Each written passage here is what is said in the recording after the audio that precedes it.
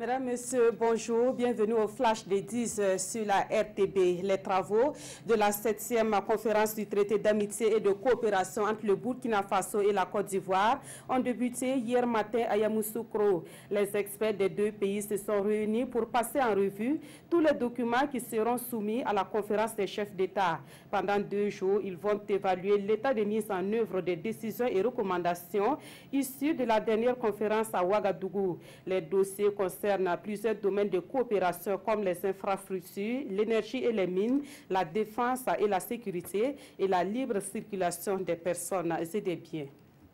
Ici, au Burkina Faso, le procès du putsch manqué de 2015 se poursuit au tribunal militaire de Ouagadougou. Hier lundi, l'interrogatoire des accusés a repris et 3 sont passés à la barre. Il s'agit du sergent Nobila Sawargo, du caporal Abdoul Nafion Nebié et du soldat de première classe Medalempo Lompo. Tous ont plaidé non coupables. Ils remettent en cause le procès verbal de leur interrogatoire avec le juge d'instruction.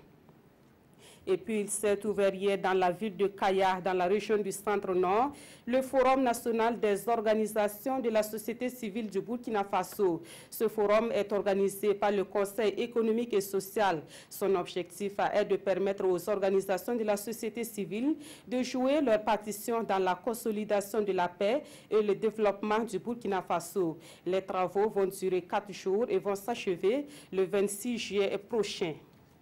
À l'étranger, la Grèce est actuellement en proie à de violents incendies. Ces incendies sont les plus graves de la décennie à ravager le pays.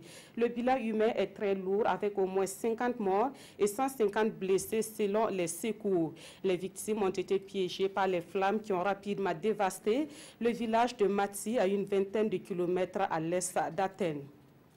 Et pour terminer, sachez que ici au Burkina Faso, la brigade de poste de gendarmerie de Matiakwali dans la région de l'Est a été attaquée hier par des individus non identifiés. L'attaque qui a débuté aux environs de 19 h a donné lieu à des échanges de tirs nourris. Le bilan fait état d'un gendarme blessé et des dégâts matériels. Les assaillants, eux, ont été repoussés et ont pris la fuite. Voilà qui met fin à ce flash. Merci de l'avoir suivi. Godefroy Bazé vous retrouve à 13 h.